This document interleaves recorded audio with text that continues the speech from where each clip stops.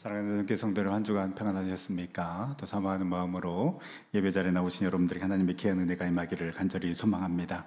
오늘은 주는 그 간구함을 들으시되라는 제목으로 함께 은혜를 나누고자 합니다. 우리는 지난주에 다윗에 대해서 묵상하면서 다윗이 그 마음 가운데 하나님을 위해 성전을 건축하고자 하는 마음이 있었지만 하나님은 다윗이 아니라 그의 아들 솔로몬을 통해 성전 건축을 완성하고자 하는 계획이 있으셨습니다. 다윗은 그 하나님의 마음을 알고 기꺼이 순종합니다. 그리고 하나님은 그 성전을 건축하고자 했던 그 다윗의 마음을 받으시고 언약을 세워서 다윗뿐만 아니라 그 후손들에게도 놀라운 축복을 약속하시는데요.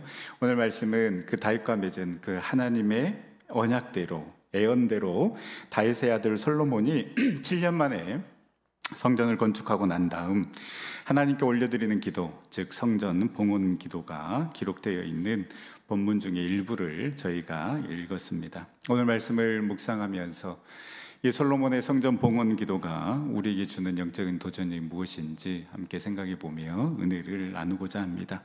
22절에서 53절까지 솔로몬의 봉헌 기도가 이어지는데요. 이 봉헌 기도를 통하여서 한 나라의 왕으로서 정말로 그 백성들을 사랑하고 섬기고자 하는 솔로몬 왕의 마음을 느낄 수가 있을 뿐만 아니라 솔로몬이 하나님을 어떻게 생각하는지, 그리고 자기와 이스라엘 백성들이 지은 이 성전을 어떻게 생각하고 있는지 알 수 있는 신앙적인 고백과 함께 신학적인 고백이 담긴 기도라고 할 수 있습니다. 먼저 이 솔로몬의 기도의 자세를 살펴보면 22절에 솔로몬은 하나님 앞에 봉헌 기도를 하며 하늘을 향하여 손을 펴는 자세를 취하고 있습니다. 그만큼 간절하게 기도하고 있다는 것이고 하나님의 능력과 도움을 구하는 자세를 취하며 하나님께 기도하고 있습니다. 솔로몬은 왕입니다. 그러나 솔로몬이 이렇게 기도하고 있다는 것은 내가 진짜 왕이 아니라 하나님 당신이 진짜 왕이심을 고백하며 하나님 앞에 나는 종에 불과합니다. 그 하나님의 은혜와 도우심을 구하는 그 마음으로 지금 솔로몬은 기도하고 있습니다. 그러면서 솔로몬은 하나님이 어떤 분이신가를 고백하고 있는데요. 우리 23절 말씀 다 같이 한번 읽어보도록 하겠습니다. 이르되 이스라엘의 하나님 여호와여, 위로 하늘과 아래로 땅에 주와 같은 신은 없나이다. 주께서는 온 마음으로 주의 앞에서 행하는 종들에게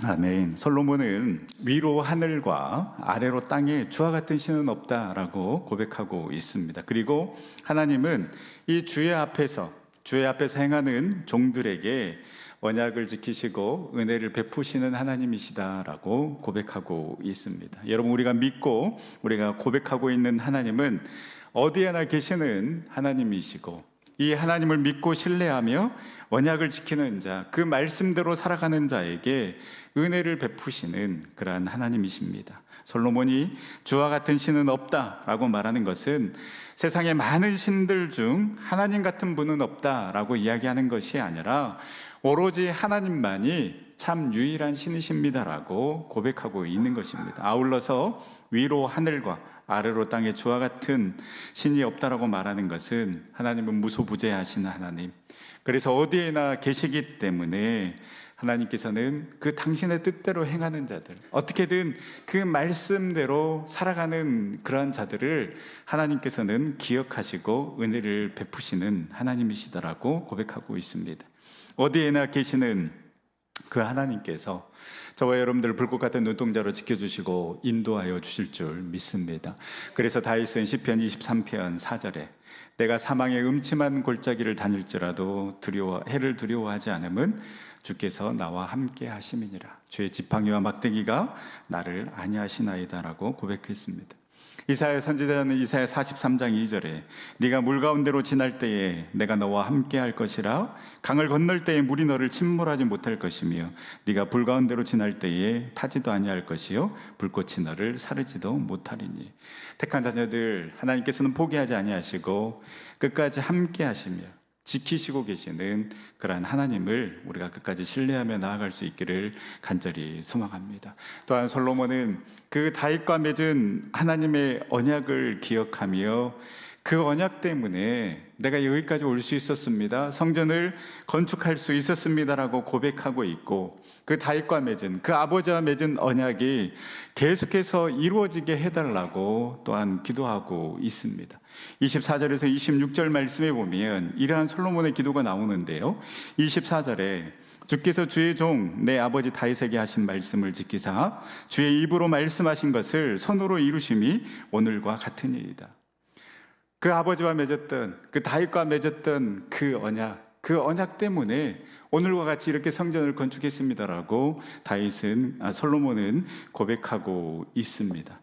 그리고 그 다윗과 맺은 언약이 계속해서 우리에게, 우리 후손들에게 이어지기를 고백하고 있는 것입니다. 이처럼 솔로몬은 하나님의 말씀, 하나님의 언약의 말씀을 붙잡고 이 약속의 말씀대로 하나님 행하시옵소서라고 기도하는 모습을 보여주는데요, 이 모습은 우리가 기도할 때 어떻게 기도해야 하는지를 잘 보여주고 있습니다. 여러분, 우리가 기도할 때는 하나님의 말씀을 붙잡고 기도해야 하는 것입니다.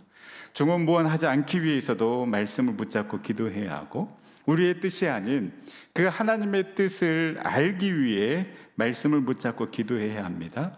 그리고 확실한 기도의 응답을 받기 위해서 우리는 말씀을 붙잡고 기도해야 하는 것입니다. 26절에 그런즉 이스라엘의 하나님이여 원하건대 주는 주의 종 내 아버지 다윗에게 하신 말씀이 확실하게 하옵소서. 어떻게 보면 지금 솔로몬은 하나님께 협박을 하고 있습니다.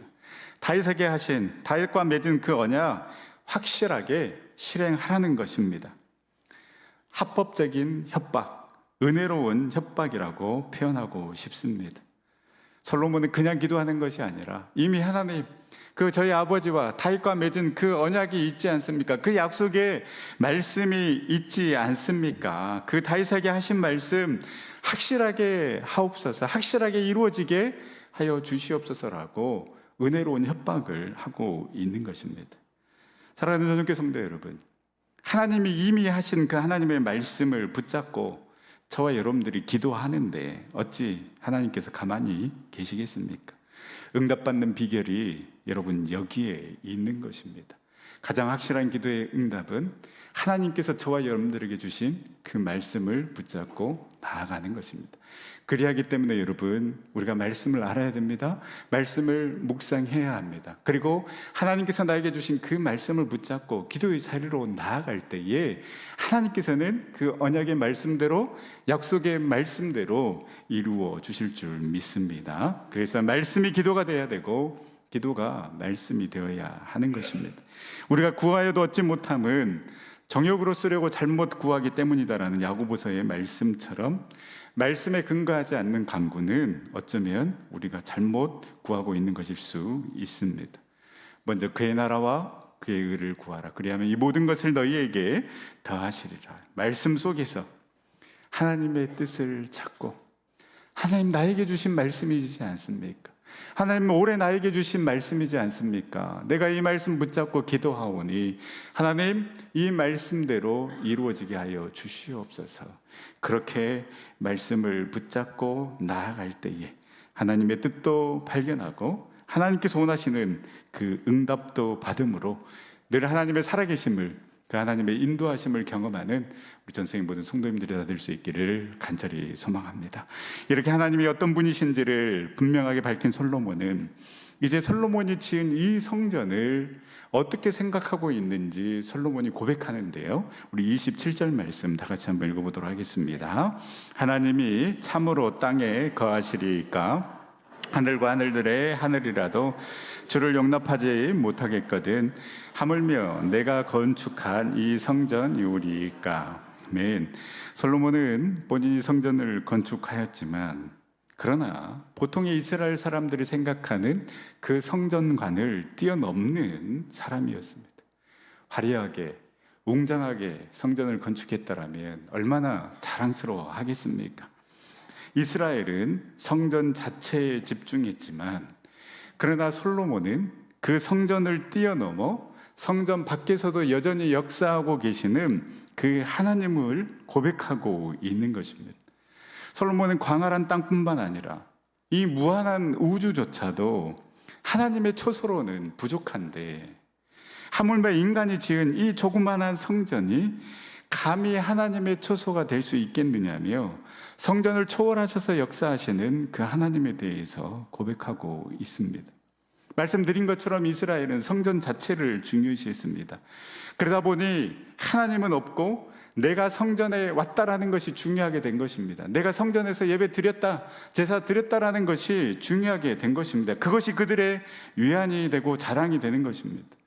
여러분, 오늘날과 똑같지 않습니까? 이 성전에 왔다 간 것이 위안이 돼서 세상에서는 예배자가 아닌 내 마음대로 살아갑니다. 경건의 모양은 있지만 경건의 능력이 나타나지 않는 이유입니다.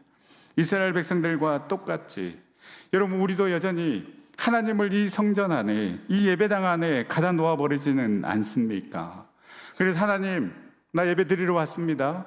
됐죠? 이제 나머지 6일 동안 내가 알아서 내 방식대로 살아갈 테니 하나님은 여기에 가만히 계십시오. 일주일 후에 또 오겠습니다. 여러분, 이렇게 되면 결국 이사야 선지자의 표현처럼 우리는 교회의 마당만 밟는 자가 되는 것입니다. 그래서 하나님께서는 결국 이 솔로몬의 성전을 무너뜨려 버린 것입니다. 하나님은 성전 안에만 계시는 하나님이 아니시기 때문입니다. 따라서 여러분, 우리는 지금 우리가 드리는 이 예배뿐만 아니라 우리의 삶의 자리에서 우리의 몸을 거룩한 산 제물로 드려 우리의 삶의 자리에서도 하나님이 기뻐하시는 그 온전한 예배를 드리는 그 예배자의 삶을 살아갈 수 있기를 간절히 소망합니다. 하나님은 성전 밖에서도 여전히 살아계시고 역사하시고 일하시고 계시기 때문입니다. 그렇다면 여러분, 왜 성전이 중요합니까? 성전의 진짜 의미는 무엇입니까? 성전 자체의 가치나 능력이 있는 것이 아니라 여호와께서 성전에 임하시고 여호와의 이름이 이 성전에 있기 때문에, 즉 하나님께서 이 성전을 당신과 당신의 백성이 교통하는 공식적인 장소로 삼으셨기 때문에 우리가 여기에서 신령과 진정으로 예배하고 기도하는 것입니다. 그래서 29절에 주께서 전에 말씀하시기를 내 이름이 거기 있으리라 하신 곳 이 성전을 향하여 주의 눈이 주야로 보시오며 주의 종이 이곳을 향하여 비는 기도를 들으시옵소서.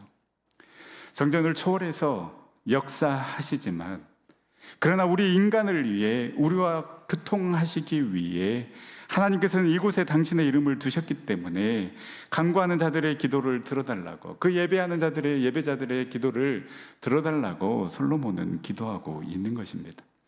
우리는 어디에서나 예배하고 어디에서나 기도해야 하지만 그러나 하나님의 임재의 상징인 하나님 임재의 상징적 초소인 이 성전에서 우리가 기도할 때에 더욱더 경건하고 간절한 마음으로 온전히 주님을 바라보며 기도할 수 있습니다.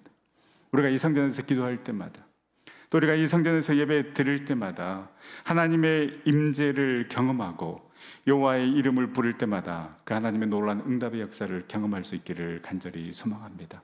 그래서 그 축복의 은혜로 우리의 삶의 자리에서도 여전히 살아계시고 역사하시는 그 하나님을 예배하는 거룩한 예배자로 나아가는 우리 전생의 모든 성도님들 될 수 있기를 간절히 소망합니다. 이제 31절부터 솔로몬은 이제 백성들을 향한 기도를 하는데요, 총 7가지 상황에 대한 중보 기도가 나옵니다. 첫 번째 31절에서 32절에는 어떤 사람이 이웃에게 잘못을 범했습니다. 그래서 이 전으로 끌려와서 그런 일을 하였으면 내가 저주를 받을 것이다라고 맹세했을 때에 하나님 선악간에 판단하여 주시옵소서라고 기도합니다. 두 번째 33절에서 34절에 죄로 인해 하나님께 벌을 받아 전쟁에서 패했을 때에 백성들이 이 성전에 들어와서 눈물을 흘리며 기도할 때 하나님 들어달라고 기도하고 있습니다. 세 번째 35절에서 36절에 주께 범죄함으로 가뭄을 겪을 때에 주님이 이 성전에 나와서 용서를 구하며 비를 구할 때 하나님 들으시고 비를 내려달라고 기도하고 있습니다.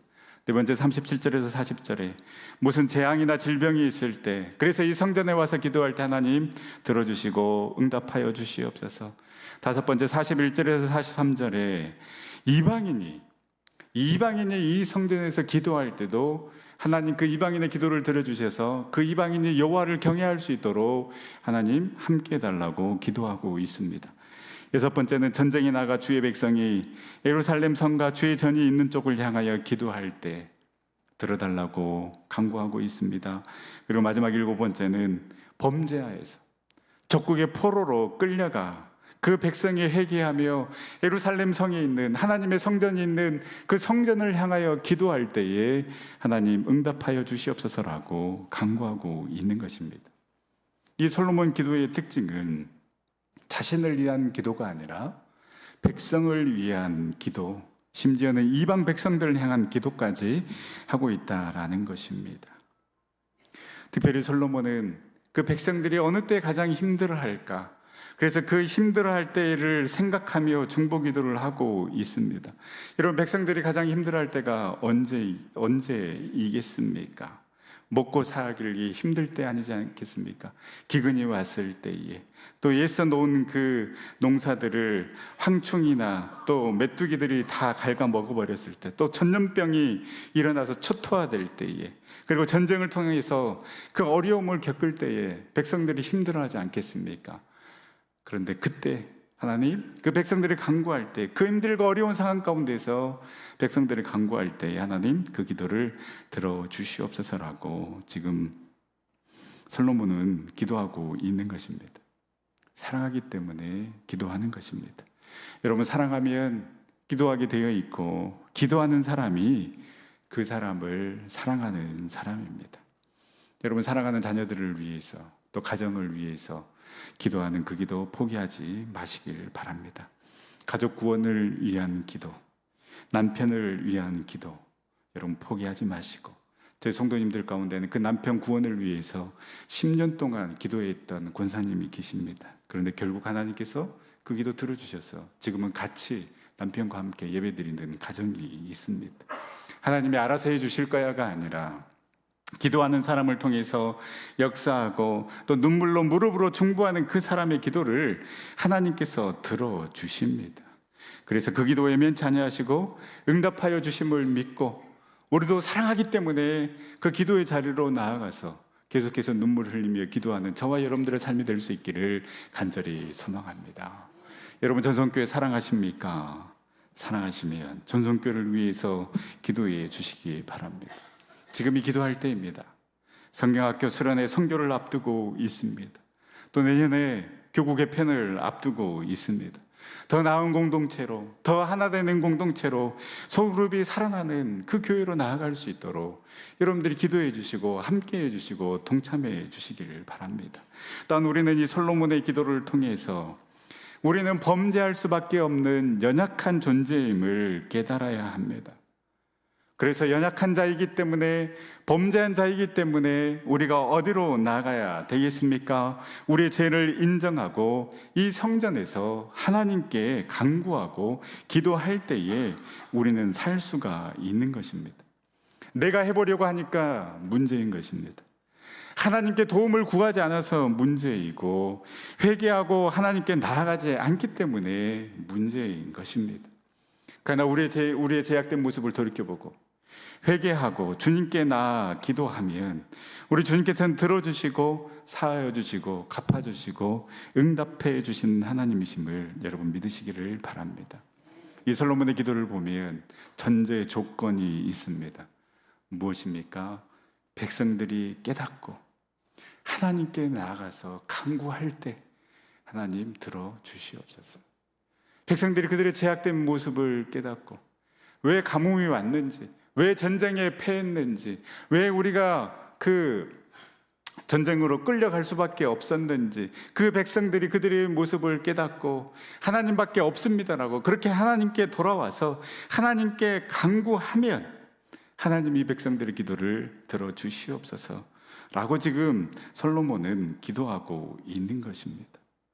이스라엘 백성들이 하나님을 찾을 때에 하나님밖에 없습니다라고 그렇게 기도하며 나아갈 때에 하나님 비를 내려주시고 전염병이 사라지게 해주시고 전쟁에서 승리하게 해주시고 포로로 잡혀갔다면 다시 돌아오게 해달라고 기도하고 있는 것처럼 우리도 하나님 주님밖에 없습니다.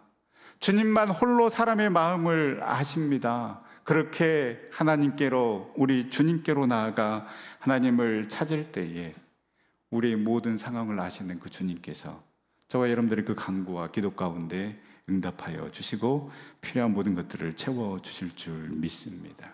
또 한 가지 우리가 솔로몬 기도에서 눈여겨봐야 할 부분, 바로 5번째 기도 제목이었던 이방인을 향한 기도였습니다.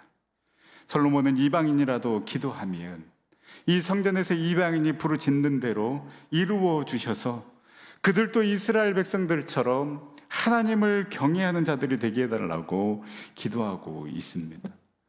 너무나도 아름다운 기도입니다.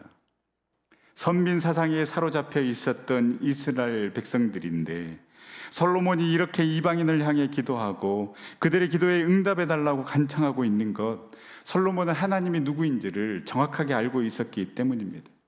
하나님이 베푸시는 그 구원의 은혜는 결코 차별이나 제한이 없다는 것을 알고 있었기 때문에 솔로몬이 이 당시에도 이방인들을 향한 기도를 드릴 수가 있었던 것입니다. 우리가 선교를 해야만 하는 이유, 우리가 세계 열방을 품고 기도해야만 하는 이유, 우리의 기도의 지경이 넓어져야만 하는 이유가 바로 여기에 있는 것입니다. 사랑하는 전성교 성도 여러분, 우리도 우리 안에 있는 그 편견을 깨고 기도의 지경이 넓어지는 그런 놀라운 축복이 임할 수 있기를 간절히 소망합니다. 우리를 통해 더 크고 놀라운 일들을 행하실 하나님을 기대하며 우리는 나아가야 하는 것입니다. 솔로몬은 이 성전이 이스라엘 백성들만을 위한 성전이 되는 것을 원하지 않았습니다. 더 많은 이방 사람들을 품고 그들이 이 성전에서 하나님을 찬양하며 예배하는 꿈을 꾸었습니다. 왜냐하면 하나님은 이스라엘 백성들을 뛰어넘어 역사하신 하나님이시기 때문입니다.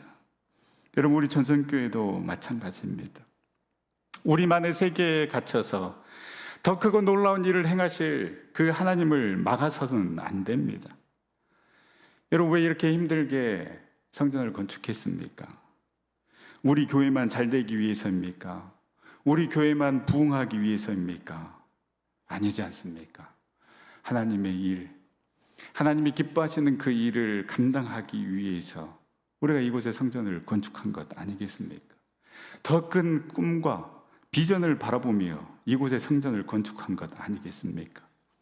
그래서 여러분, 우리 전성교회에 하나님이 맡기실 것입니다. 하나님이 우리 교회를 사용하실 것입니다. 그때 하나님이 우리 교회를 사용하자 하시는데, 하나님 우리 교회에 빚이 있는데요, 하나님 우리 교회의 그 일 감당하지 못하겠는데요, 하나님 우리하고는 전혀 상관없는 것 같은데요, 그렇게 막아서는 것이 아니라 우리가 다음 세대를 품고 이 지역사회를 품고 세계 열방을 품고 마음껏 쓰임받을 수 있도록 우리가 함께 기도하며 기대하며 나아가는 우리 전성교회, 전성의 모든 성도님들이 다 될 수 있기를 간절히 소망합니다. 이제 솔로몬은 기도를 마무리하며 51절에 하나님, 이 백성들은 주님의 백성, 주님의 소유입니다라고 이야기합니다.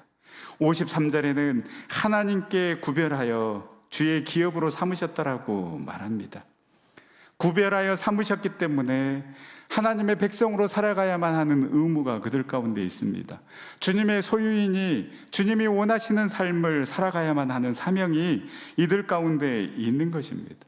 즉, 이스라엘 백성들은 자신의 정체성의 뿌리를 과거에 두지 않고 미래에 두었습니다. 제사장 나라, 거룩한 백성, 하나님의 소유 삼았으니 이제 우리가 어떻게 살아가야 될 것인가, 이 성전을 통하여서 역사하시는 그 놀라운 하나님을 기대하며 나아가자라고 솔로몬은 기도하고 있는 것입니다. 여러분, 내가 무엇이 간데 나같이 부족한 사람을 하나님께서 당신의 백성으로 거룩한 소유로 하나님의 기업으로 삼으셨을까요? 사명이 있기 때문입니다. 할 일이 있기 때문입니다. 우리가 택함 받는 백성이 되고 하나님의 소유된 백성이 되고 하나님의 기업이 된 것은 그 하나님의 큰 힘을 의지해서 나의 문제를 해결하기 위해서라기보다는 하나님의 꿈에 동참하기 위해서 하나님께서는 저와 여러분들을 자녀 삼으시고 기업 삼아 주셨다라는 것입니다. 여러분, 놀랍지 않습니까? 나 같은 자가 그 하나님의 꿈에, 그 하나님의 일에 동참할 수 있다는 것이 여러분 놀랍지 않습니까? 이제 우리도 그 과거에 머물러 있는 것이 아니라 주님의 백성으로, 주님의 기업으로서, 주님의 소유로서 우리 주님께서 저와 여러분들을 통하여서 또 우리 전성교회를 통하여서 만들어가고자 하시는 그 하나님의 놀라운 계획 가운데, 그 구원의 역사 가운데 함께 동참하며 나아가는 우리 전성교회, 우리 전성의 모든 성도님들이 다 될 수 있기를 간절히 소망합니다. 그래야 해서 하나님께서 왜 나를 백성 삼아 주셨을까? 왜 하나님께서 나를 전성교회에 보내주셨을까? 또 왜 전성교회는 이곳에 하나님의 성전을 건축하게 하셨을까?